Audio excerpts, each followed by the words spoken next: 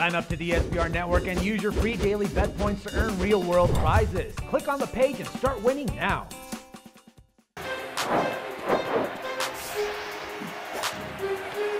Welcome everyone, I'm Jordan Sharp. There is an elimination game here on Monday evening. It is the San Antonio Spurs with a 3-0 series lead over the Portland Trail Blazers. And the Blazers come into Game 4 at home with as a 3.5 point underdog, total of 211 points. Now the Spurs now with a commanding series lead.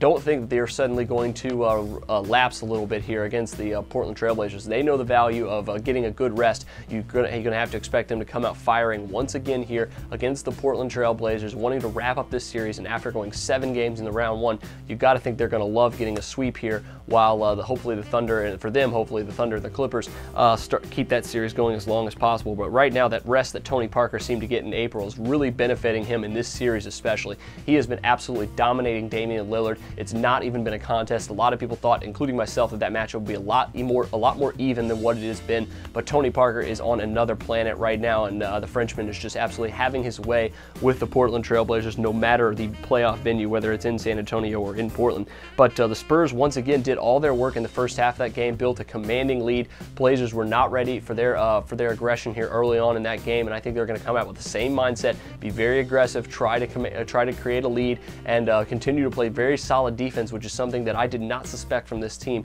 But even though the Spurs defense has been a lot better than a lot of people suspect, including myself, the totals have still been going over between these two teams, and it's because of the Spurs' balance offensively and how bad Portland has been defensively, not only in this series but throughout the playoffs. But the Spurs' balance with their offense, with their bench players, guys like Manu Ginobili, Marco Bellinelli, Boris Diaw gave them a huge game, and Patty Mills, I think, had double-figure scoring in only about 12 minutes of action in Game 3. So all of these guys, all of these offensive weapons that need to be accounted for, the Portland bench, even though it has improved over the last couple of years, has really been the Achilles heel of this team, especially in this series, and they have not been matching up very well with Portland at all. So I don't think the spread's in play here. However, I do think the total at 211 is a pretty good value for the over once again for these two teams. The over's been cashing a lot now, 6 straight for San Antonio, including all 3 in this series.